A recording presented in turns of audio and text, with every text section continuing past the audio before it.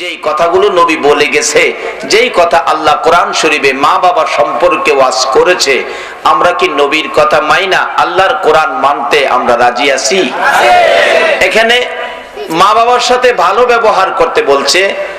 এ যদি মা বাবা দুনিয়ায় থাকে আর যদি মা বাবা কবরে চলে যায়, পৃথিবীর কারো জন্য আল্লাহ দোয়া শিখাইলো না, শুধুমাত্র মা বাবার জন্য কোরআন শরীফে দোয়া শিখাইছে। সেই দোয়াটা কি? রব্বিরহামহুমা কামা রাব্বায়ানি সগীরা। কোন মার জন্য দোয়া শিখাইছে? সেই মাটা কি জিনিস, মাটা কেমন, মা কোত্থেকে আইলো, মার অবস্থান কোথায়। একটা মা, মা লিখতে গেলে একটা অক্ষর দেখবেন, একটা অক্ষর, অক্ষরটার নাম ম। ম দিয়া মা। আজকে মারে আমরা চিনি না।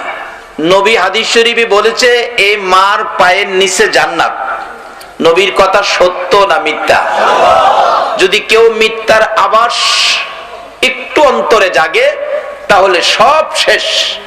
টুপি আছে, পাঞ্জাবি আছে, দাড়ি আছে, নামাজ আছে, রোজা আছে, হজ আছে, জাকাত আছে, কিন্তু ঈমান নাই। ঈমান না থাকলে এগুলির কোনো দাম নাই। যেমন বন্দুক আছে গুলি নাই, বন্দুক আছে গুলি নাই, এই বন্দুক দিয়া কোনো কাম হয় না। এগুলি সব হইল বন্দুক, গুলি হইল ঈমান। আর সেই ঈমান হলো নবীর কথা। নবীর কথাগুলো মানতেই হবে। বলতেছিলাম যে নবীর কথা মানার জন্য আল্লাহ নিজে কোরআন শরীফে বলেছে অমাইয়িতির রাসূলা ফাকাদ আতা আল্লাহ। বলতেছিলাম সেই মা, ম দিয়া মা, এই মটার সাথে সম্পর্ক কত দেখেন। মসজিদ লিখবেন সেই ম, মাদ্রাসা লিখবেন সেই ম, মুহতামিম লিখবেন সেই ম, মুহাদ্দিস লিখবেন সেই ম, মুফাসসির লিখবেন, মুফতি লিখবেন, মক্কা লিখবেন, মদিনা লিখবেন, এমনকি নবী মুহাম্মদুর রাসূলুল্লাহ লিখবেন, তাও সেই ম। যেই মটার সাথে সম্পর্ক হলো মা, সেই মায়ের পায়ের নিচে জান্নাত।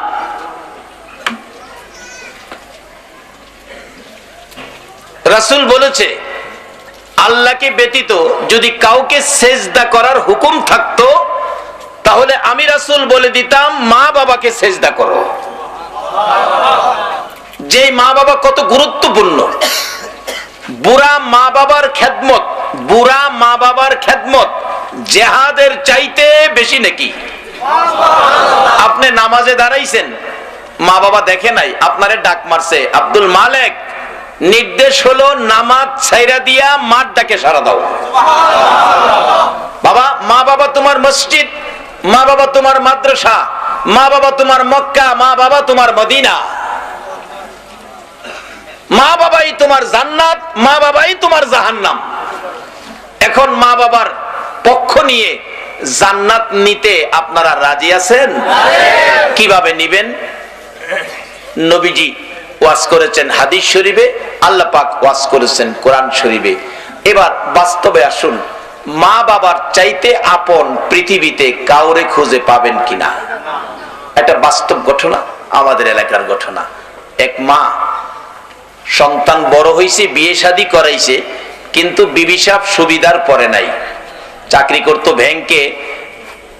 মার সন্তানকে নিয়ে ওই বিবি বাসা করে চলে গেছে, কিন্তু মা গরিবী অবস্থায়, কষ্ট, সংসার চলে না, খাবার দাবার অনেক দিন ঘরে থাকেই না, না খায়াও রাত্র কাটে।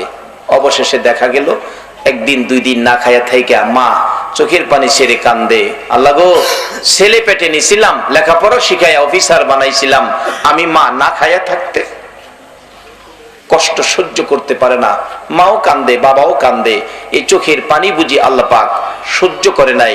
এই মা বাবার চোখের পানি সন্তানের জন্য গজব বানাইলেন। গজবটা কি ছিল? বসন্ত রোগ হয়ে গেছে সন্তানের। বসন্ত রোগ, একদিন দুই দিন অফিসে যাইতে পারে না, সমস্ত শরীর বসন্ত রোগে পচে গলে দুর্গন্ধ শুরু হয়েছে। এবার বিবি সাহেবের মা কইতাছে, তোর স্বামী লইয়া দুর্গন্ধ আমি আর কত সহ্য করুম? বিবি কই, মা আমি ওই ফসাদ দুর্গন্ধ সহ্য হয় না, যার ছেলে তার কাছে পাঠায় দাও। মসজিদের কোণার থেকে 4 পায়া খাট এনে পচা শরীরের বসন্ত রোগীকে 4 পায়া খাটে শোয়াইছে। 150 টাকা করে 4 জন লোক ভাড়া করে পাঠাইছে তার মার কাছে পৌঁছাইয়া দাও।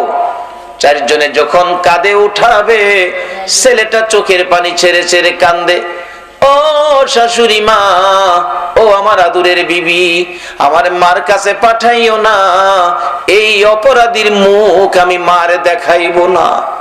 যে মা না খাইয়া চোখের পানি ছেড়ে কাঁদছিল, আমি মায়ের চিন্তা করি নাই, মার জন্য খাবারের ব্যবস্থা করি নাই, মার জন্য টাকা পয়সা পাঠাই নাই, এই মার সামনে আমি কেমনে যাব? তারপরও বলতেছে তারা, না না, এই দুর্গন্ধ আমরা সহ্য করতে পারি না, যার ছেলে তার কাছেই পৌঁছে দাও। 4 জনে কাঁধে লইয়া যাইতেছে, ওদিক দিয়ে মা সন্তানের ব্যথা যেন কলিজায় ধাক্কা লাগছে, গলা কাটা মুরগির মতো লাফায়া লাফায়া কান্দে, খাইতে বসলে খাইতে পারে না, একবার ঘরের বাহিরে যায়, আবার রাস্তায় যায়, আবার ঘরে আসে, অশান্তিতে মা যেন ছটফট করছে। কিছুক্ষণ পর দেখা যায় রাস্তা দিয়ে কে যেন 4 জনে কাঁধে করে কারে নিয়ে আসতেছে। মা রাস্তায় দাঁড়াইয়া ডাকে, এলাকার মহিলারা রে, আয় দেখা যা, আজকে জানি কোন মার কলিজায় আগুন লাগছে। কিছুক্ষণ পরে দেখা যায় বাড়ির কাছাকাছি এসে তার বাড়ির ভিতরে ঢুকতেছে। জিজ্ঞেস করি, তোমরা কারে নিয়ে আমার বাড়িতে ঢুকতেছো? জবাব দিলেন, খালাম্মা, আপনার ছেলে অসুস্থ, আপনার বাড়িতে নিয়ে আসছি। উঠানে নামাইলে মা চোখে চোখে তাকাইয়া চোখের পানি ছেড়ে দেন, বাবা গো, তোমার এত বড় অসুস্থতা তুমি কি আমার আগে বলতে পারলা না? ছেলেটা জবাব দেয়, মা গো, আমি কেমনে বলবো গো, আমি যে তোমারে কিছুই দিলাম না কষ্ট ছাড়া, তোমাকে খাবারের ব্যবস্থা করলাম না, না খাইয়া কষ্ট করেছো। মা, মা গো, আমার শাশুড়ি মা, আমার আদুরের স্ত্রী আমাকে ঘর থেকে বের করে দিল, দুর্গন্ধের যন্ত্রণা। মা, আমি জানতে চাই তুমি কি আমারে বের করে দিবা গো? মা চোখের পানি ছেড়ে ছেড়ে বুকের সাথে চাপাইয়া ধরে 2 গালে চুমাইতেছে। বাবা গো, সবাই শাশুড়ি এবার মেয়ের জামাই ছেড়ে দিতে পারে, স্ত্রী স্বামী ছেড়ে দিতে পারে, মা কোনদিন সন্তান ছাড়তে পারে না। মা আনজাইয়া ধরে ঘরের ভিতরে নিয়ে গেছে। বাবা, বাবা তুমি কষ্ট নিও না, কাইন্দো না, তোমার সকল চিকিৎসার ব্যবস্থা করতেছি।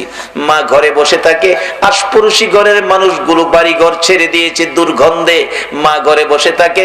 বাবা দৌড়াইয়া কবিরাজের কাছে যায় আর ডাকতেছে, কবিরাজ রে, আয় আমার বাবা, এমন অবস্থা, মন কয় বাবা বাঁচবো না। সব যেদিন পর হয়ে গেল, বলুন পাশে আপন হইয়া কে রইল? আল্লাহু আকবার বলো। এই মায়ের কথা, বাবার কথায় আমার আল্লাহ কোরআন শরীফে ওয়াজ করেছে, হাদিস শরীফে আমার নবী ওয়াজ করেছে। বাবারা ভাইয়েরা, এই নবীকে যদি ভালোবাসেন, এই নবীর কথাগুলো আমাদের মানতে হবে। বলুন, নবীকে ভালোবাসা আমাদের দরকার আছে কিনা? কেন ভালোবাসবেন না? যে নবী আরশে যায় না, উম্মতের মায়ায় সোনার মদিনায় শুধু শুয়াই থাকেন না 24টা ঘন্টা, নবী উম্মতি উম্মতি বলে কান্দে। হাসরের জমিন যেদিন কায়েম হবে, আমার আল্লাহ যেদিন বিচারের কোট নিয়ে বসবেন, আমার আল্লাহ ডাকবেন, ফেরেশতারা রে, আমার বন্ধু কই? বন্ধু না আসা পর্যন্ত বিচারের কাজ শুরু হবে না। ফেরেশতা জিবরাইল, ইসরাফিল, আজরাইল, মিকাইল, 4 জন মাশহুর ফেরেশতা ঘুরতে থাকবে, কোথাও খুঁজে পাওয়া যায় না। জিবরাইল যাইতে যাইতে যাইয়া দেখবে ফুলসিরাতের কিনারে আমার নবী উম্মতের মায়ায় কান্দে। জিবরাইল পিছন থেকে ডাক দিবে, হুজুর কাঁদতে হবে না গো, বিচারের কাজ শুরু হবে, চলুন যাই। আমার আল্লাহ ঘোষণা করে দিয়েছে, যতক্ষণ পর্যন্ত আমার বন্ধু আমার পাশে না আসবে, হাসরের বিচারের কোট শুরু হবে না। হুজুর চলুন যাই, তাড়াতাড়ি চলুন। আমার নবী জবাব দিবেন না, আবার ডাক দিবেন, তারপরও নবী কথা বলবেন না। তিনবারের মাথায় আমার নবী মুখমণ্ডল ঘোরাবেন, জিব্রাইল তাকিয়ে দেখবে আমার নবীর চোখের দুই পাশে কালো দাগ হয়ে গেছে। চোখের পানি পড়তে পড়তে একেবারে কালো দাগ হয়ে গেছে। ডাক দিবেন, জিব্রাইল হুজুর এখানে দাঁড়ায়া দাঁড়ায়া এইভাবে কেন কাঁদতেছেন গো নবী? আমার নবী ডাক দিবেন, জিব্রাইল এই রে ফুলসিরাতের ফুল, আমার ভয় লাগে রে, এই নিষ্ঠুর ফুল ফুলসিরাত থেকে না জানি আমার উম্মতেরা কাইটা কাইটা নিচে পড়ে যায় রে, এই মায়ায় আমি ফুলসিরাতের ফুলের কিনারে কান্দি। জিব্রাইল বলবেন,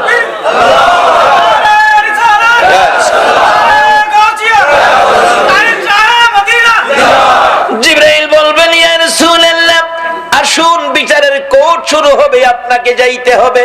আমার নবী কাঁদতে কাঁদতে চোখের পানি ঝরতেছে। যাইয়াও আসনে বসবেন না, আমার নবী যাইয়া আল্লাহর আরশের নিচে আবার সেজদায় পড়ে যাবেন। আমার আল্লাহ ডাকবেন, বন্ধু গো, লক্ষ লক্ষ বছর নুরানি রুহানি জগতে উম্মতের মায়ায় কাঁদছো, 63 বছর জিন্দিগি সোনার মদিনায় মক্কায় কাঁদছো, রওজা পাকে শুয়া হাজার হাজার বছর কাঁদছো, এখন আর এই হাসরের জমিনে তোমাকে কাঁদতে হবে না গো বন্ধু। কথা দিলাম তোমার একটা উম্মত বাকি থাকতে আমি আল্লাহর জান্নাতের দরজা বন্ধ হবে না। বন্ধু গো, তারপরেও কাঁদতেছো, মাথা উঠাও গো বন্ধু, মাথা উঠাও। ডাক দিয়ে বলবেন, আমার আল্লাহ ও বন্ধু কথা দিলাম তোমার উম্মত জাহান্নামে দিব না, যতক্ষণ পর্যন্ত তুমি খুশি না হইবা ততক্ষণ পর্যন্ত আমি আল্লাহ জান্নাতের দরজাও বন্ধ করব না।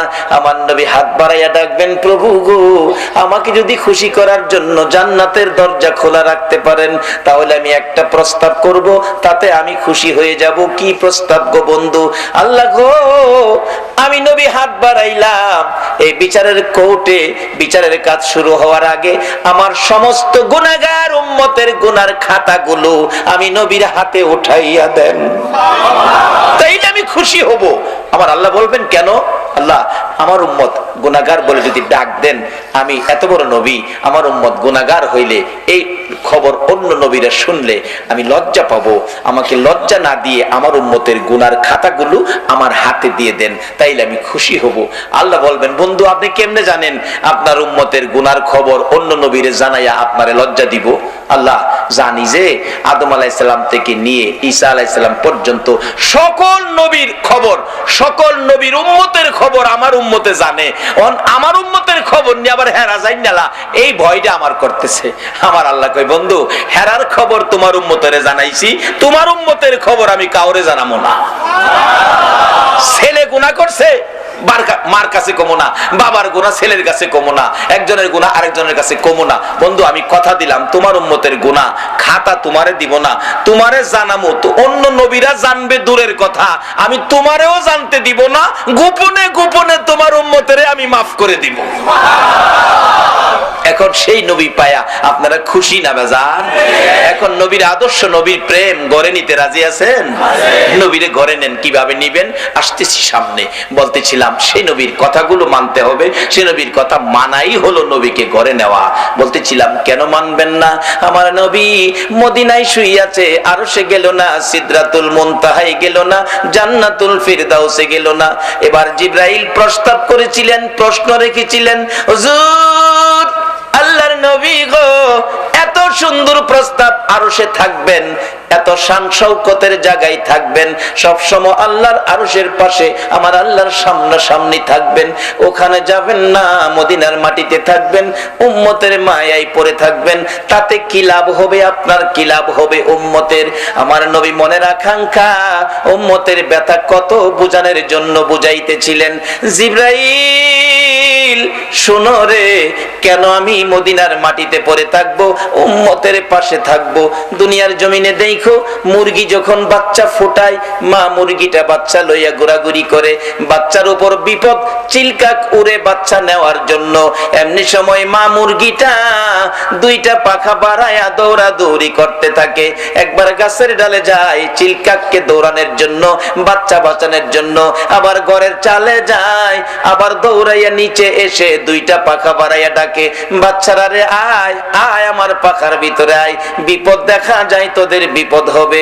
মা ডাক দিলে বাচ্চাগুলো দৌড়াইয়া মায়ের পাখার নিচে ঢুকে, মা পাখার ভিতরে লইয়া মাঝে মাঝে মাথাটা ভিতরে ঢুকাইয়া সান্ত্বনা দেয়, বাচ্চারা রে ভয় পাইস না, চিন্তাও করিস না, আমি মা বুকের মধ্যে তোদেরকে নিয়ে আসছি, পাখার ভিতরে ঢুকাইয়া ফেলছি, আমি মা কথা দিলাম রে আমার জীবন থাকতে একটা বাচ্চাও ক্ষতি হবে না।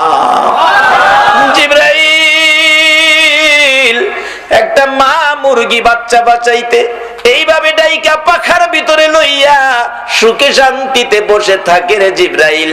আমি নবী ও মদিনার মাটিতে শুইলাম রে আমার উম্মতের মায়ায় রে, আমার সারা পৃথিবীর উম্মতের যদি কোনো বিপদ দেখা দেয়, আমি নবী বাচ্চাওয়ালা মুরগির মতো মদিনার জমিন থেকে দুইটা হাত আমি বাড়াইয়া দিব।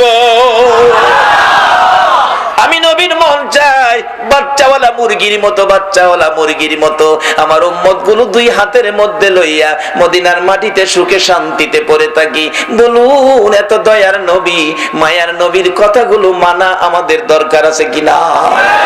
মা বাবার ওয়াজ আমার নবী নিজে করেছে, শুধু ওয়াজ করে নাই, নবী নিজেও মায়ের ব্যথা বাবার ব্যথায় কাঁদছে। কি পরিমাণ কান্না! আসুন সামনে। বলতেছিলাম ওই মা বাবার কথা কেন ভুলে যাবেন, মা বাবার খেদমত কেন করবেন না? দেখুন না, যেদিন সব পর হয়ে গেছে একমাত্র আপন থাকলে কে আছে? মা এবং বাবা। দুর্গন্ধ আশপাশি সব লোক চলে গেছে, বাড়ি ছাইরা দিছে, এত দুর্গন্ধ। আর মানুষের দুর্গন্ধ কিন্তু সবচেয়ে বেশি দুর্গন্ধ। এমনকি ভাই বোন গুলো পর্যন্ত ঘরে থাকে না, চাচার ঘরে চলে গেছে। রাত্র গভীর, কবিরাজ আনে বাবা দৌড়াইয়া, এত কবিরাজ আনে কিন্তু ভালো হয় না। হবে কেমনে? মা বাবার মনে যে কষ্ট দিছে, আল্লাহর গজব যে তাকে ধরে ফেলছে। আল্লাহর গজব কাউরে ধরে না, ধরে না, আর ধরলে ছাড়ে না। শেষ পর্যায়ে চলে গেছে, অসুস্থতা বেশি, মন কয় বাঁচবে না।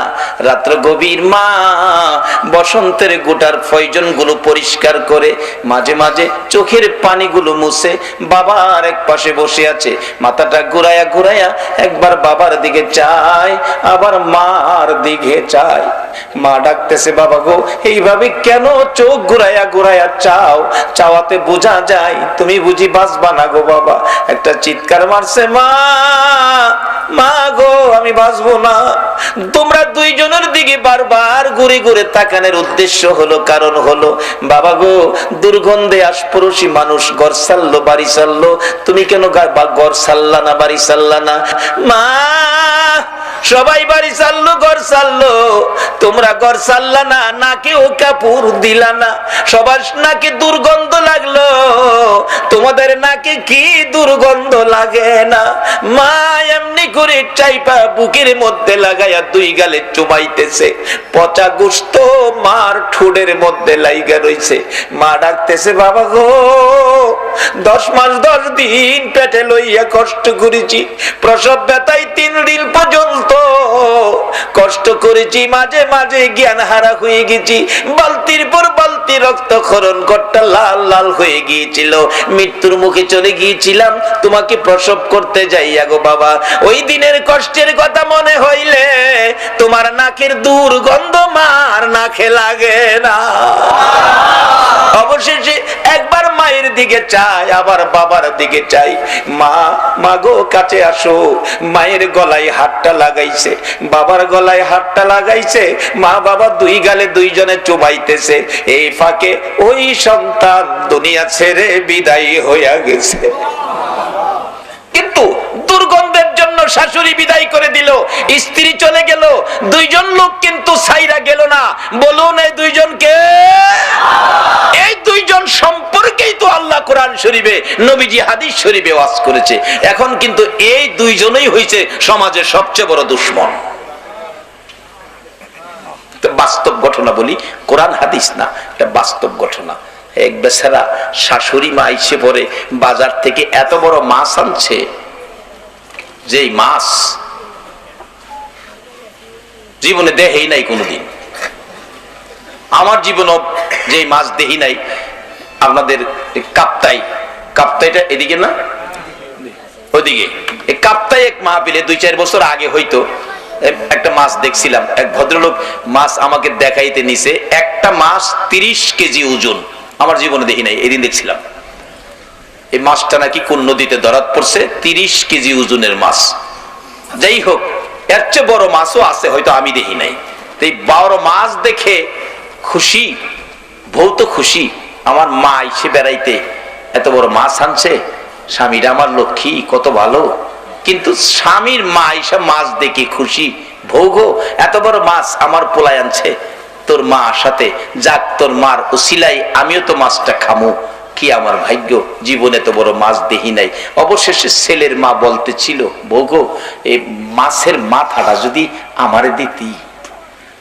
বলুন, যে মা 10 মাস 10 দিন পেটে রাইখা কষ্ট করছে, প্রস্রাব পায়খানা মেতরিনি পরিষ্কার করছে, রাত্রে গভীর ঘুমের ঘরে আপনি 6 মাস বয়স, একটু চিৎকার দিছেন, মা ঘুমের থেকে হাত দিছে, প্রস্রাব করে দিছেন, প্রস্রাবের খাতা বদলাইছে, একটু পরে আবার একটু নড়াচড়ি করছেন, মা এমনি হাত দিছে, হাতটা একেবারে পায়খানাটার মাঝখানে পড়ছে।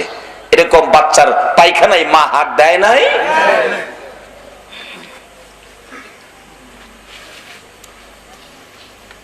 পরিবারের সকলের সাথে মা আপনাকে আমাকে কোলে নিয়ে খাইতে বসতো। আমরা মায়ের কোলে পায়খানা করলে সবাই টেবিল ছেড়ে অন্য জায়গায় যাইতো, কিন্তু দরদি মা এই পায়খানা প্যাকেট করে এক হাতে বাবা কোলে লইয়া আরেক হাতে ভাত খাইতো, না কেউ কাপড় দেয় নাই। এই কষ্ট মা করে নাই? এই মারে কষ্ট দিয়া বেহেশতে যাওয়ার কোন রাস্তা নাই, কোন রাস্তা নাই।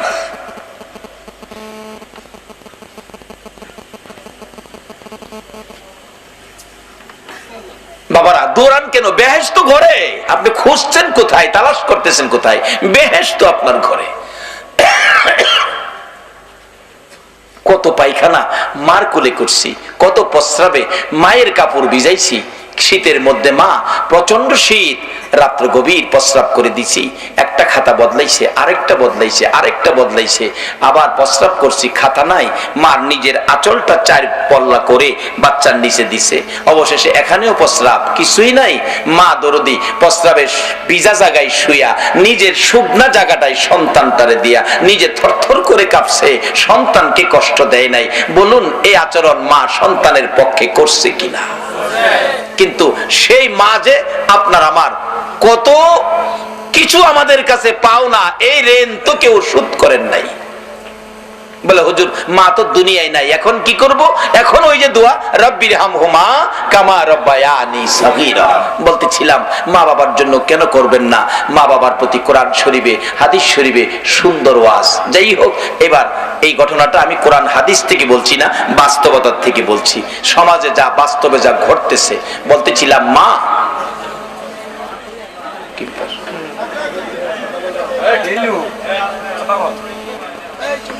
মা খুশি, সন্তানে মাছ আনছে, মাছটা খাবো, বৌগো মাছের মাথাটা আমারে দিস। আচ্ছা, ছেলে মাছ আনলে মার মাথা খাওয়ার অধিকার আছে কিনা?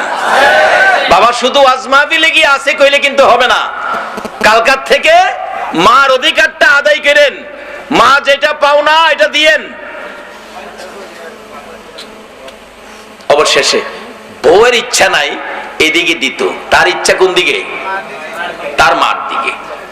রাত্রে মাছ কাইটা রান্নাই করে নাই, মাথানি খাওয়াইতে হয় স্বামীর মারে, রান্না না করে রাইখা দিছে। বউ দেখে যে সুবিধা না, কথাবার্তা কয় না, এরকম সব না, হাজারে 2-4টা পাওয়া যায় আর কি বেজাল। সব বেজাল হইলে সমাজ চলতো না। আপনাদের এলাকার মহিলাদের কথা বলছি না, আমাদের এলাকার কথা বলছি। এরা যাও আজ শুনতে আই আবার কইব তুফাজ্জল হুজুর রাত দাওয়াত দেন যেত না, আর আমরার কথা কয় না, আপনাদের কথা বলতেছি না, আমাদের এলাকায় এটা মাঝে মাঝে ভাবা যায় 2-4টা বেজাল। প্রাণ নাই করে নাই, শাশুড়ির নি খাওয়াইতে হয়। অবশেষে ছেলের মা বলছে, বউগো আর কমো না, অনেকবার কইছি, মন রাখিস কথাটা যে কইছি একটু খেয়াল রাখিস, মাথাটা আমার দিস। এই কথাটা ছেলে শুনছে, জিগাইলো মা কি কইলো গো? মন রাখিস আর কমো না, কি কইছে? বউ কথাটা ঘুরাইতেছে মার প্রতি ছেলেরে রাগান্বিত করার জন্য, বলতেছে তোমার মা যে সমস্ত কথা কয় অসামাজিক কথা, সমাজের এ কথাটি বলা যাবে না, এরকম মারাত্মক খারাপ কথা বলতেছে যেটা আমার মুখে দিয়ে আসে না। ছেলে কয় আমার মা এরকম কথা বলে? বলো কি তুমি? হ্যাঁ, তুমি তো বিশ্বাস করতা না, কইলে অসামাজিক কথা খালি কয়। তো এই মানে নিয়ে আমি বিপদে পড়বো, সমাজে নিয়ে আমার কলঙ্ক হয়, কি করতে পারি? ওই বউ পরামর্শ দিছে, চিন্তা কইরো না, এখন কোনো হাউকাউ কইরো না, রাত্রে ঘুমাইলে খাতাটা বইলা নদীর ওই পারে যে শিয়ালের জঙ্গলা আছে, জঙ্গলাত ফেলে দিলে শিয়াল খেয়ে ফেলবে, রাত্রে রাত্রেই কেউ জানবে না, সকালবেলা আমরাও কান্নাকাটি করব, আমরার মা কই গেল। ঠিক বুদ্ধি দিছ।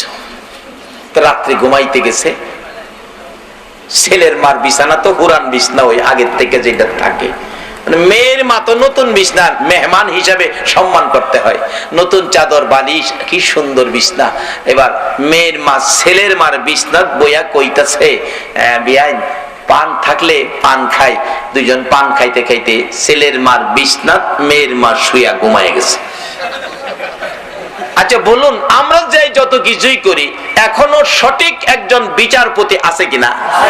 আচ্ছা বলুন তো, এই বিচারপতিটা কে? আরে যাই করেন না করেন একদিন ধরা পড়ে যাবেন সেই কোর্টে, যার বিচারে কোনো ভেস কম করবে না, যাই যেটা ভানা এটাই দিব।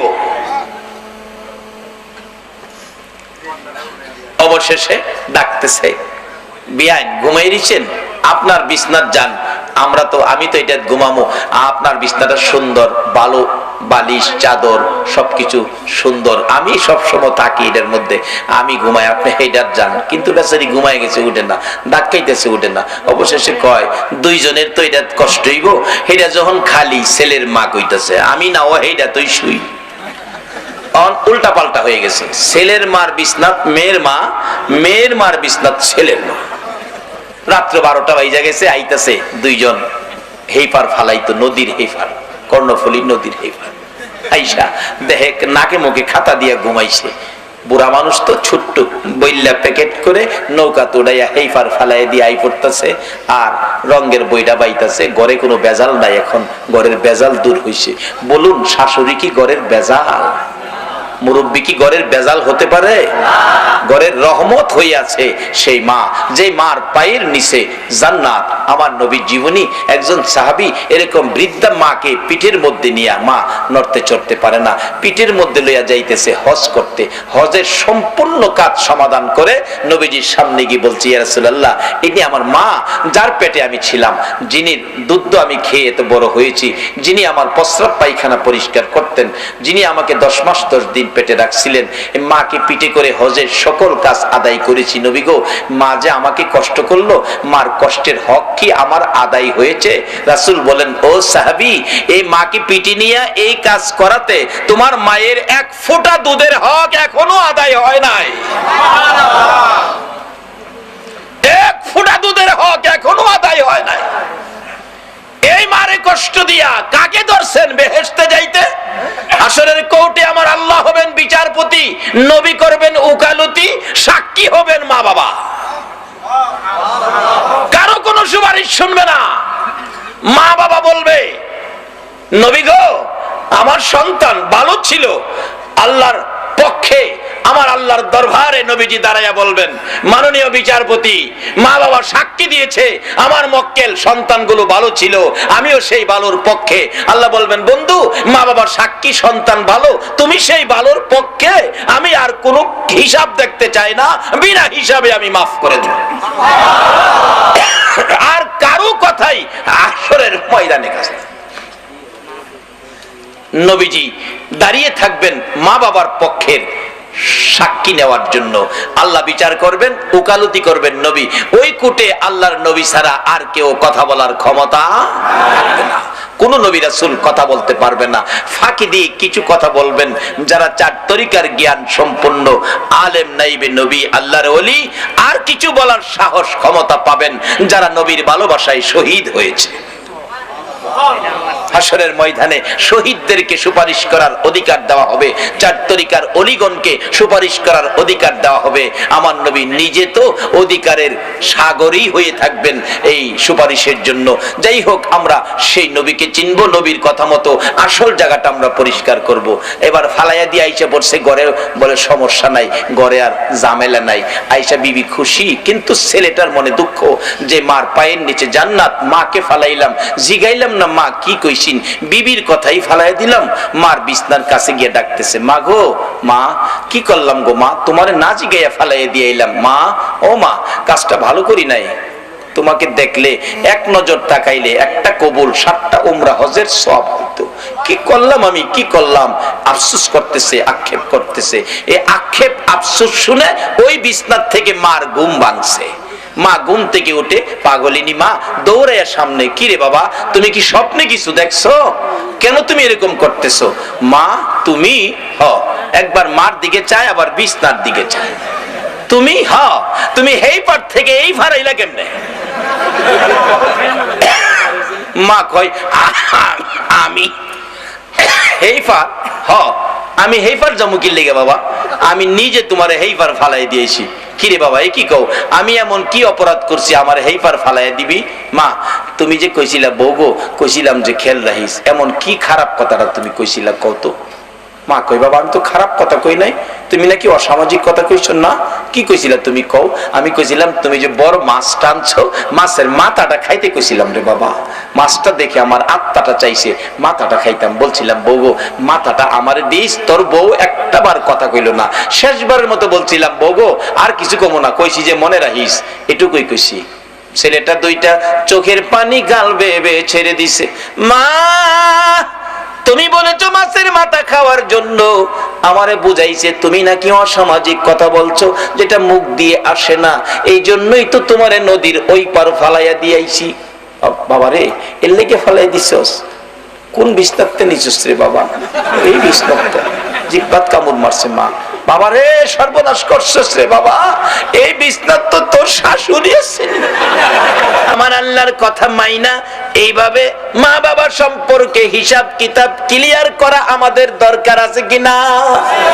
বলতেছিলাম মা বাবার মতোই আপন দুনিয়ার জমিনে নাই, হাসরের ময়দানে আমার নবীর মতোই আপন উম্মতের কেহ নাই। মা বাবার পক্ষে আসুন, মা বাবা যাদের দুনিয়াতে আছে মা বাবার খেদমত করুন। খেদমতে খুশি করলে কি পাইবেন? নবীজি ওয়াজ করেছেন, বিররুল ওয়ালিদাইনি আফদালু মিনাস সালাত ওয়াস সাদাকাত ওয়াস সাওমি ওয়াল হাজ্জি ওয়াল উমরাতি ওয়াল জিহাদি ফি সাবিলিল্লাহ। রাসূল বলেন, একটা লোক নামাজ পড়লো, উত্তম ইবাদত, লক্ষ লক্ষ টাকা সদকা করলো, রোজা রাখলো, হজ করলো, উমরা করলো, এমন কি আল্লাহর রাস্তায় জিহাদ করলো, ইবাদতের মধ্যে এর চেয়ে বড় ইবাদত আর নাই। এতগুলো ইবাদত করে যেই নেকি পাইলো, আর একটা যুবক, আর একটা মানুষ, সে মা বাবার উদ্দেশ্যে, আল্লাহু আকবার বলুন, মা বাবার উদ্দেশ্যে রাত্র গভীর বাড়িতে যাওয়ার সময় মনে মনে ভাবতেছে, হাইরে আমার মা বুড়া মানুষ, আমার বাবা বুড়া মানুষ, মা বাবার জন্য কি নিতে পারি, মা বাবার জন্য কি কিনতে পারি। যাই একটা ফলের দোকানে ঢুকছে, ও ফলের দোকানদার, আমার বুড়া মা বুড়া বাবারে, যেই বাবা বাড়িতে যাওয়ার আগে সন্তানের মায়ায় বাস স্ট্যান্ডে যাইয়া দাঁড়াইয়া থাকতো, যেই মা সন্তান বাড়িতে না আসা পর্যন্ত রাত্র 2টা বাজলেও দরজাটা খুইলা দাঁড়াইয়া থাকতো, ওই মা বাবার জন্য কি নিতে পারি রে বাবা? 2টা কমলা কিনেছে বাবার জন্য, 100 গ্রাম আঙ্গুর কিনেছে মায়ের জন্য, প্যাকেট লইয়া রওনা হয়েছে। রাত্র 10টা বাস স্ট্যান্ড থেকে যাইয়া বাসের থেকে নাইমা দেখে বুড়া বাবা হারিকেন লইয়া বাস স্ট্যান্ড দাঁড়াইয়া রইছে। বলুন বাবা ছাড়া এই দয়ার দরদ আর কেউ দেখায় কিনা? বুড়া বাবা হারিকেনটা লইয়া বাস স্ট্যান্ড দাঁড়াইয়া রইছে, রাত্র 10টা। বাবা আইছো, এতক্ষণ করছো কেরে বাবা? বাবা শহরে কাজ ছিল, আসতে দেরি হয়ে গেছে, চলো আমি অনেকক্ষণ ধরে তোমার লেগে দাঁড়াইয়া রইছি। বুড়া বাবা হারিকেন, এই হারিকেন কার জানি চিরতরে নিবা গেছে। বাড়িতে যাইয়া দরজার কিনারে দেখে মা দরদি সন্তানের ব্যথায় কান্দে গো বিনাইয়া বিনাইয়া। বাবা আইসো, আমি তো তোমার মা এ পর্যন্ত ঘরে যাই না, দাঁড়ায় রিসি, তোমার বাবা তো বাস স্ট্যান্ড গেছে। ঘরের ভিতরে ঢুকলে মা গো, মা 100 গ্রাম আঙ্গুর তুমি খাও গো মা, আর 2টা কমলা বাবা তুমি খাও। বাবা কমলা পছন্দ করে, বাবার হাতে কমলা দিল, আঙ্গুর পছন্দ করে বুড়া মা, মার হাতে আঙ্গুর দিল। নিজের ঘরে আগে গেল না, নিজের ছেলে মেয়ের খোঁজ খবর নিল না, আগে বাবারে কমলা দিল, মার হাতে আঙ্গুর দিল। মা কমলা লইয়া, বাবা কমলা লইয়া, মা আঙ্গুর লইয়া খুশি, আর দোয়া করতেছে, মাবুদ গো কেমন সন্তান আমারে দিলা গো, আমাদেরকে কেমন সন্তান দিলা। নিজের ঘরে না গিয়ে আমাদের খোঁজ খবর নিল, নিজের সন্তানের না দিয়ে আমরার হাতে কমলার আঙ্গুর দিল। মাবুদ আমরা খুশি হলাম। আমার নবী বলেছে 2টা কমলা বাবার হাতে দিয়ে, 100 গ্রাম আঙ্গুর মায়ের হাতে দিয়ে মা বাবারে খুশি করার বিনিময় ওই লোকটা নামাজ পড়ে, সদকা করে, রোজা রেখে, হজ করে, উমরা করে, আল্লাহর রাস্তায় জিহাদ করে যেই নেকি তার ভাগ্যে পাইলো, তুমি 2টা কমলা 100 গ্রাম আঙ্গুর মা বাবারে দিয়া খুশি করার বিনিময় তার চাইতে বেশি নেকি তোমার আমল নামায় পায়া গেলা।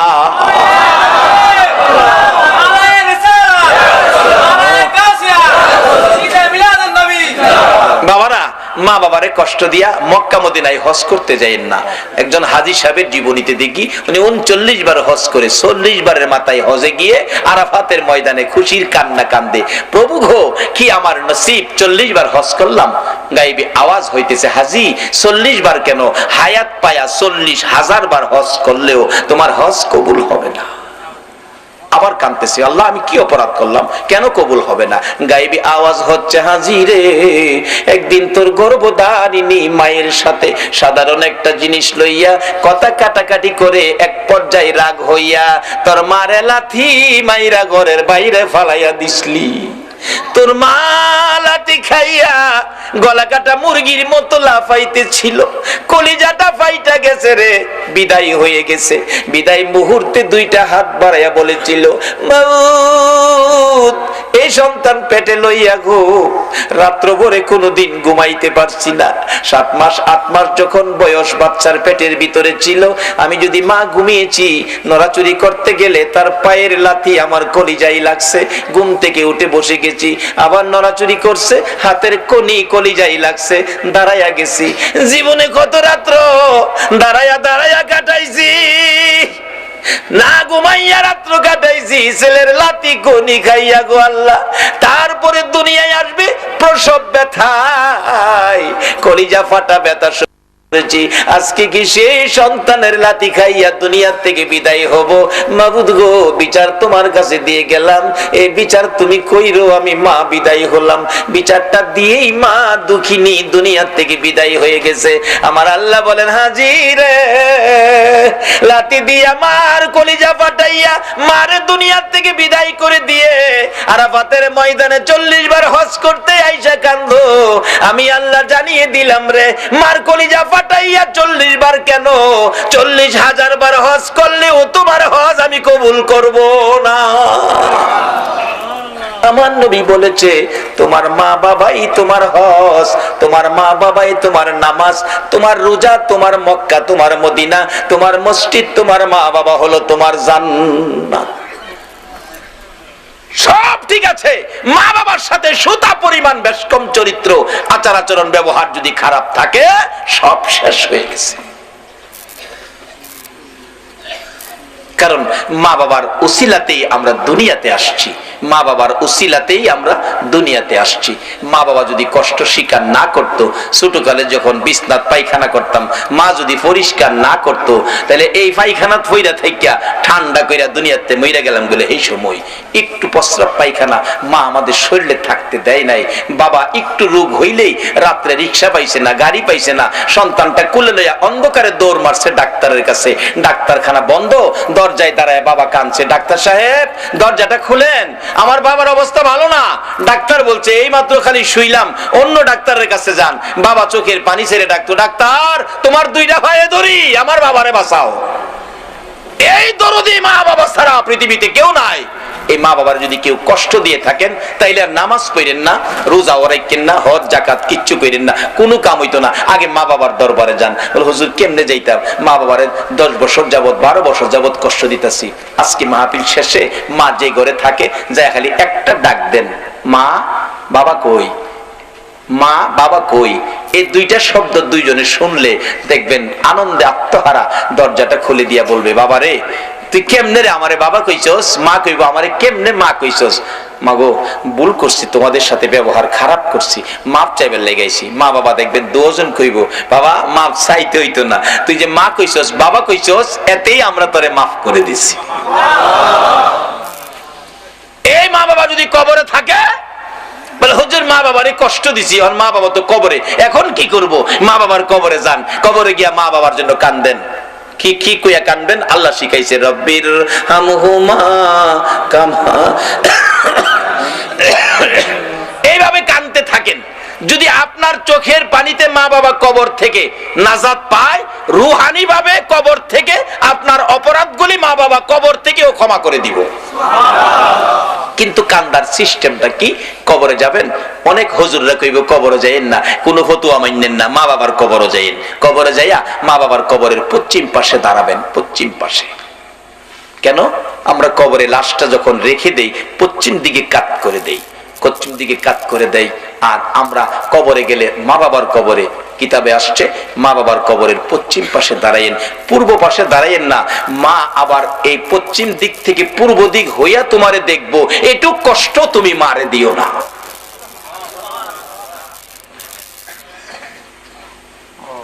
পশ্চিম পাশে দাঁড়াও, আর সাথে সাথে কোরআন তেলাওয়াত দুরূদ ইস্তিগফার পাঠ কইরো না। কেন? সাথে সাথে কোরআন তেলাওয়াত দুরূদ ইস্তিগফার পাঠ করতে থাকলে একটা নূরের পর্দা এসে তোমার মুখটাকে ঘুরে ফেলে। কাজে তোমার মা তোমাকে মন ভরে দেখতে পারে না। মা সন্তান দেখার স্বাদ আছে কিনা বলো? বাবারে মারে দেয় না, জিনিসপত্র দেয় না, মার খাবার দেয় না, কোনো কিছু দেয় না।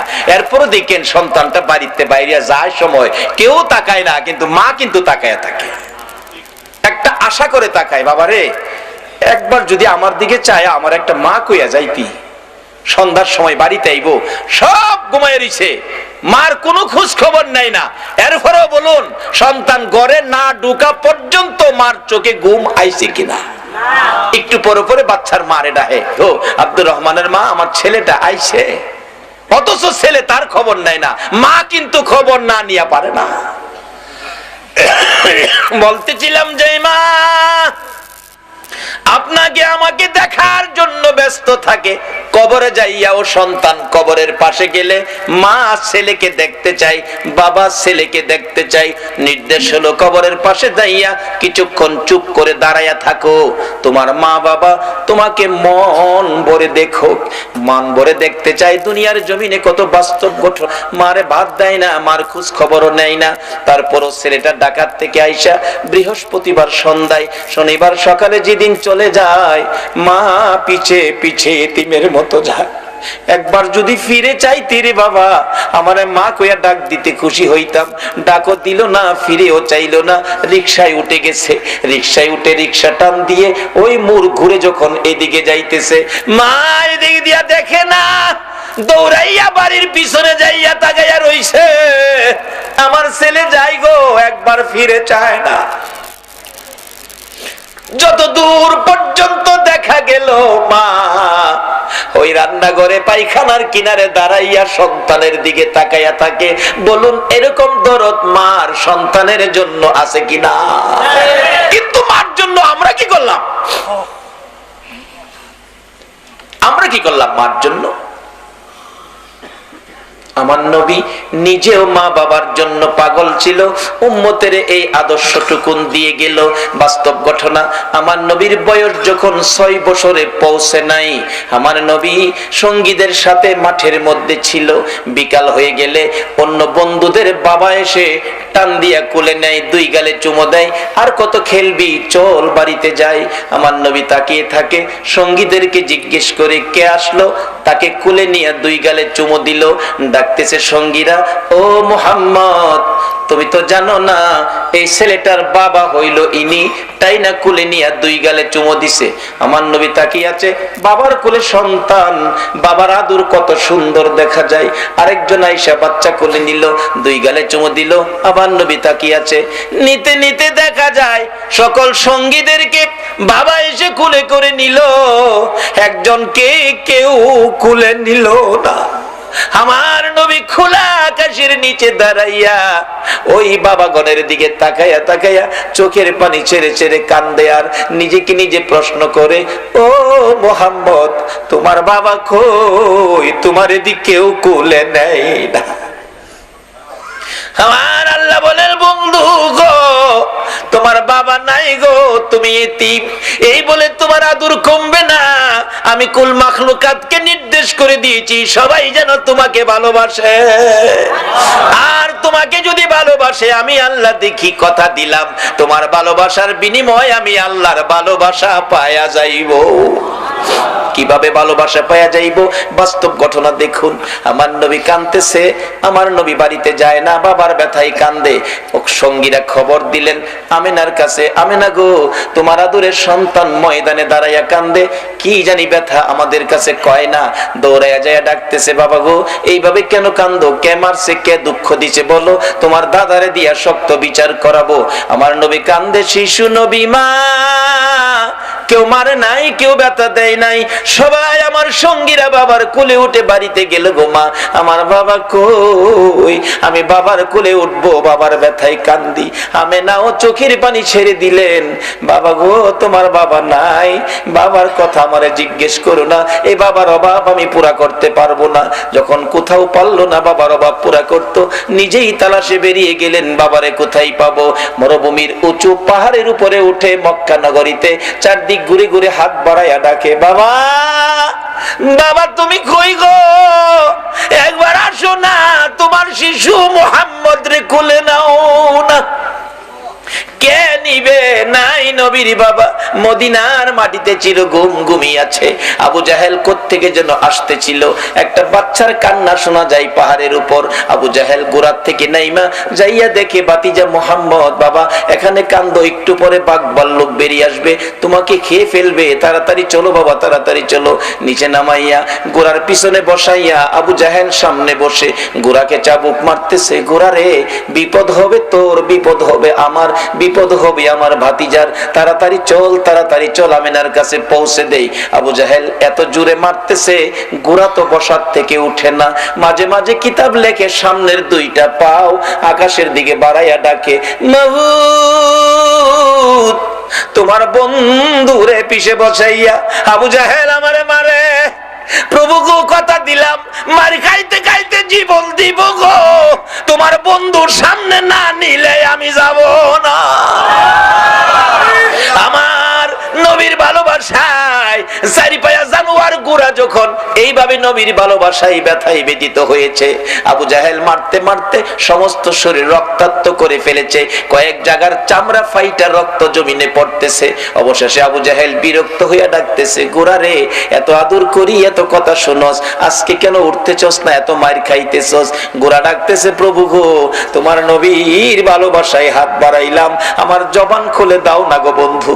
আমার আল্লাহ বলেন, গোরা রে আমার বন্ধুর ভালোবাসায় গেলি, আমার ভালোবাসা পাইলি, যা যা মানুষের মতো কথা বলার অধিকার দিয়ে দিলাম।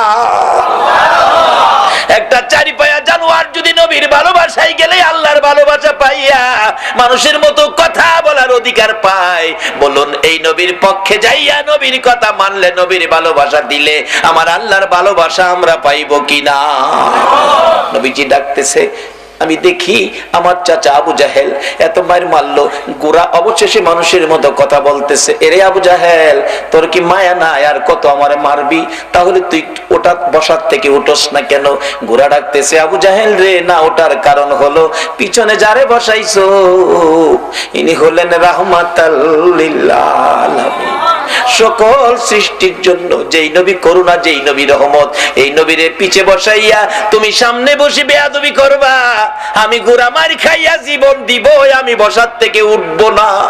আমার নবী পিছনে বসে আছে, তুমি সামনে বসে থাকবা, আমি চলতে পারি না, জলদি করে সামনে আনো নবীকে, তাহলে আমি সামনে চলবো। আবু জাহেল কই, বাতিজা বাজান সামনে আইও। নবীজির সামনে বসাইছে, ঘোড়া চলছে নবীর ভালোবাসায়, ঘোড়া আল্লাহর ভালোবাসা পাইয়া মানুষের কথা বলার অধিকার পাইলো। বাড়িতে পৌঁছে দিলে মা আমেনার কাছে, আমেনা তোমার ছেলেরে বাগে খাইতো, আমি যদি না দেখতাম। আমেনা মুস্কি মুস্কি হাসি, আবু জাহেল আমার এই ছেলেরে বাগে খাওয়ার সাহস নাই। কেমনে জানো তুমি? আমি জানি কেমনে। যেদিন আমার এই সন্তান পেটে ছিল, এদিন জংলার বাঘ এসে আমারে সালাম করে আমারে খবর জানায় গেছে, আমেনা গো তোমার কপাল ধন্য, তোমার পেটে রাহমাতাল লিল আলামিন। যেই নবী পেটে থাকলে বাঘে সালাম করে, এই নবীরে বাঘে খাইতে পারে না। নবীরে খাইবো দূরের কথা, নবীর উম্মতেরাই তো সালাম করে, গাউসে পাকেরে সালাম করে গেছে, গাউসে পাকেরে সালাম করে গেছে, খাইতো করতে সালাম করিতে কুলফানা।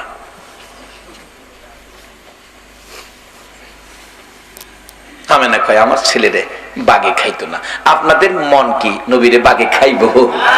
আল্লাহু আকবার। এই নবীর উম্মত আপনারা বাগে খাইতো, এই সাহস বাগে রয়েছে না। আর মশাই ফাইলে আমরা ছাড়ে না।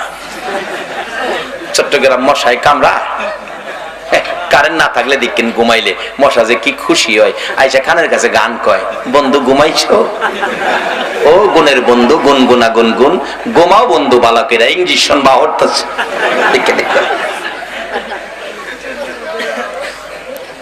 সব বিপদ থেকে বাঁচার একটাই উপায়, মা বাবার দোয়া নেন,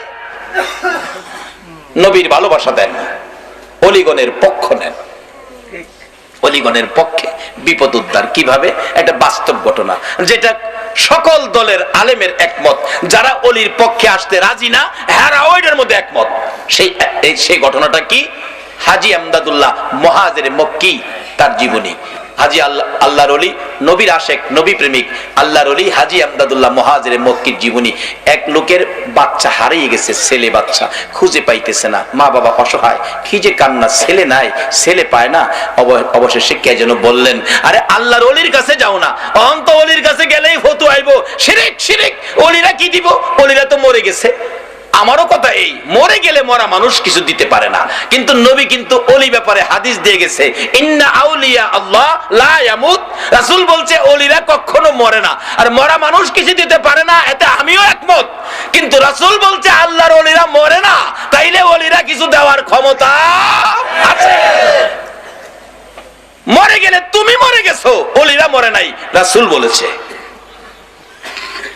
হাজী আমদাদুল্লাহ মুহাজির মক্কি, সংক্ষেপ করতেছি রাত্র বেশি হয়ে গেছে। হাজী আমদাদুল্লাহ মুহাজির মক্কি বসে আছে, আল্লাহর ওলির পায়ে পড়ে গেছে। মা বাবা, হুজুর আমার বাচ্চাটা হারিয়ে গেছে, পাই না, বেঁচে আছে কিনা, থাকলে কই আছে, এই খবরটা পাইলেও মনটারে বুঝাইতাম। হাজী আমদাদুল্লাহ মুহাজির মক্কি কয়, বাবা তোমরা বসো, আমি দেখি কই আছে। চোখটা খালি বন্ধ করছে, চোখটা বন্ধ করে চোখটা খুইলা কয়, বাবা রে তোমার ছেলেটারে নিয়ে সমুদ্রের মাঝখানে ছোট্ট একটা দ্বীপের মধ্যে ফালাইয়া রাখছে, এখান থেকে আনা সম্ভব হবে না, না খায়া থাকতে থাকতে শুকিয়ে গেছে, 1-2 দিনের মধ্যে এমনিতেই সে মারা যাবে। এখন বলুন মা বাবার ব্যথা আরো বাড়ছে না কমছে? দুইজন কান্না, কে জানি বলতেছে, কানলে কি লাভ হইব, আল্লাহর ওলির পায়ে ধরো।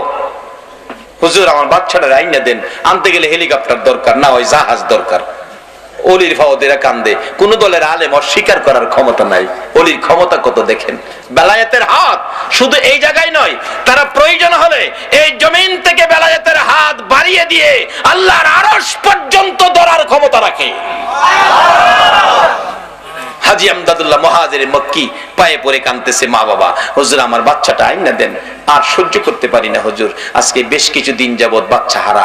এবার হাজী আমদাদুল্লাহ মুহাজির মক্কি বলতেছেন, বাবা আচ্ছা একটু বসো। চক্ষুটা বন্ধ করে বলছে, যাও বাড়িতে যাও, তোমার ছেলেটা বাড়িতে আইছে। হেলিকপ্টার জাহাজের দরকার, কিছুক্ষণের মধ্যে কই ছেলে বলে বাড়িতে আইছে। দৌড়ায় বাড়িতে গেছে, গিয়া দেখে নাজেহাল অবস্থা, জ্ঞান হারা অবস্থা, ঘরের দরজায় পইরা রইছে। মা বাবা কুলে নিয়ে গোসল দিয়ে কিছু নাস্তা পানি খাওয়ায় কিছুটা সুস্থ হইলে বলতেছে, বাবা চলো যে হুজুরের দোয়াই তোমারে পাইছি, হুজুরটারে দেখায় নিয়ে আসি। কুলে লইয়া হুজুরের কাছে গেলে বলতেছে, বাবা এই যে দেখো এই হুজুর কত বরকতের হুজুর। ছেলেটা কয়, আম্মা আব্বা এই হুজুরটারে চিনেন? চিনি মানে এই হুজুরের দোয়াই তো তোমারে পাইছি। বাবা দোয়াই না তো, এই হুজুরটা কি করছে আপনি তো দেখেন নাই। এই হুজুরটা না সমুদ্রের কিনারে দাঁড়াইছে, সমুদ্রের কিনার থেকে দুইটা হাত ওই সমুদ্রের দ্বীপের মাঝখানে বাড়াইয়া দিছে। সমুদ্রের এপার থেকে দ্বীপের মাঝখানে হাত বাড়াইয়া আমাকে কুলে উঠাইয়া টান দিয়া উঠাইয়া নিয়ে আইছে। এটা বেলায়েতের হাত। এই হাত যেদিন আবার সমাজে বেরিয়ে যাবে, সকল বেজাল সমাজ থেকে দূর হয়ে যাবে ইনশাআল্লাহ। কিন্তু ওলিরা এখন সমাজে আসতে চায় না কেন? আমরা ওলিদেরকে ধাক্কা দেই, ওলিদেরকে নিয়ে সমালোচনা করি, ওলিদের দরবারকে নানান ফতোয়া দিয়ে দুর্বল করতে চায়। এই জন্য তারা নিশ্চুপ সুযোগ দেন।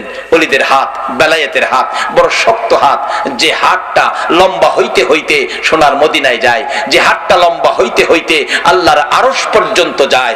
যা কিছু চাবেন তাই পাবেন, ওলির হাতের মাধ্যমে হাতটা বাড়ান। কাজী আসুন আমরা সবচেয়ে বড় ভাগ্যবান যারা গাউসে পাকের মতো একজন অলির ভক্ত, খাজায়ে খাজেগার মতো, আতায়ে রাসূল খাজায়ে খাজেগার মতো একজন অলির ভক্ত। আজকে চট্টগ্রামের জমিনে আপনারা নসিব কত ভালো, কত অলি চট্টগ্রামের জমিনে ঘুমিয়েছে। আজকে সকল অলিদের রুহানি ফায়েজ আপনাদের উদ্দেশ্যে হাজির হয়ে গেছে। কাজী এই বরকত আপনারা পাবেন, কিন্তু সব বরকত একসাথে হবে যেদিন মা বাবার সাথে ব্যবহার ভালো করবে। ওই মা বাবা যদি কবরও থাকে, মা বাবার জন্য দোয়া করবেন, এই অনুরোধ আপনাদের প্রতি রাখলাম। নবী নিজেও বাবার ব্যথায় মদিনায় গিয়ে মায়ের সামনে কাঁদছিলেন। আল্লাহ বলছে, বন্ধু বাবার কবরে এসে কাঁদতেছো, কথা দিলাম তোমার উম্মতেরা যদি এইভাবে বাবার কবরে কান্দে, আমি কথা দিলাম এই কান্নার সাথে সেই কান্না মিলায়া আমি তার বাবাকে মাফ করে দিব। মাকে নিয়ে আবার মদিনায় থেকে মক্কায় ফিরে আসবে। আবুয়া নামক স্থানে মা অসুস্থ। মা বলছে, বাবা মুহাম্মদ আমার বুকে আয়। মন কয় আমি বাঁচবো না বাবা। আমার নবী কান্দে, মাগো বাবার ব্যথা কলিজার থেকে সরাইতে পারি না, তুমি যদি চলে যাও গো মা, কেমনে আমি শান্তিতে থাকবো, কেমনে এই ব্যথা আমি অন্তর থেকে সরাবো। কিছুক্ষণের মধ্যে আমার নবীর মা সন্তান দুই গালে চুমাইয়া চুমাইয়া বিদায় হয়ে গেছে। দাফন করে আবুয়া নামক স্থানে উম্মে আইমানের কুলে উঠে কাদের উপর গাট্টা ফালাইয়া নবী কান্দে, উম্মে আইমান গো আমার মা নাই, আমার বাবা নাই, মক্কা নগরে আমারে কে মায়া করবে, কে আমারে আদর করবে। উম্মে আইমান বলছে, মুহাম্মদ আমি কথা দিলাম গো, যতদিন বেঁচে থাকি আমি তোমার পাশে মায়ের কাজ করে যাব। আমার নবী মায়ের কবরের পাশেও কাঁদলে আমার আল্লাহ বলেন, বন্ধু গো যেইভাবে তুমি মায়ের কবরের পাশে কাঁদছো, এইভাবে তোমার উম্মতেরা যদি মায়ের কবরে যাইয়া কান্দে, তোমার চোখের পানির সাথে তাদের চোখের পানি মিলাইয়া তোমার কান্নার বিনিময়, তোমার কান্নার বরকতে ওই মায়ের কবর জান্নাতের বাগান বানাইয়া দিব। নবীজি শুধু বলে নাই বাবার কবরে কাঁদছেন, মায়ের কবরে কান্দা উম্মতের শিক্ষা দিয়ে গেছেন প্র্যাকটিক্যালি।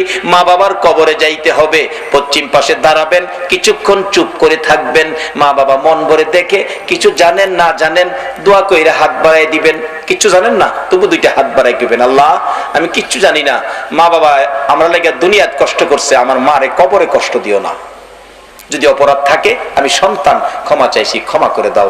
যদি কিচ্ছু না জানেন একজন আলেম নাইবে নবী কবরের সাথে এই কবরে নিয়ে যাবেন, পাশে নিয়ে দোয়া করাবেন। আর যদি সেই ক্ষমতা না থাকে, কারণ একজন আলেম নিলে তো কিছু হাদিয়া সম্মান স্বরূপ দিতে হবে, যদি সেই ক্ষমতা না থাকে আপনি নিজেই যান কবরে, 11 বার বিসমিল্লাহ শরীফ পড়ে, আর কিছু লাগবে না, 11 বার বিসমিল্লাহ শরীফ পড়ে। নবীর হাদিস, এক কবরে নবীজি দেখতেছে সাহাবা উম্মতের কবরে আযাব, রাসূল বলেন, প্রভু গো আমি কেমনে সহ্য করব উম্মতের কবরে আযাব। জিবরাইল আইকে, হুজুর আল্লাহ পাঠাইছে 11 বার বিসমিল্লাহ পড়ে দোয়া করে দিতেন। নবীজি 11 বার বিসমিল্লাহ পড়ে হাত বাড়াইছে, দেখে হাতের ফাঁকে 11 জন বেহেশতি হুর কবরে ঢুকতেছে।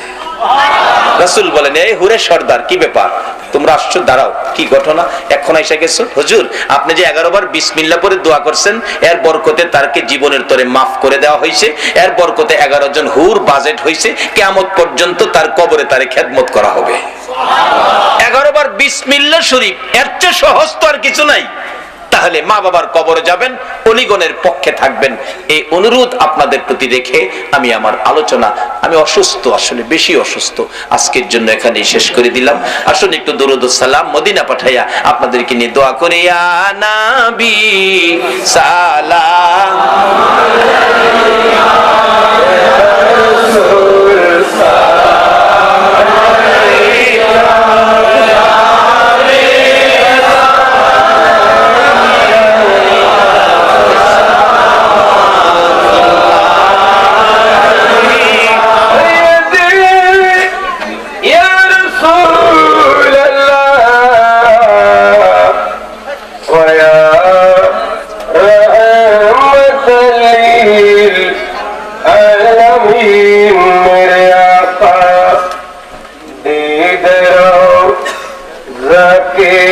तमन्ना दिल में यही तराना हो कैसे मदीना जाना एक नजर सारे मदीना या नबी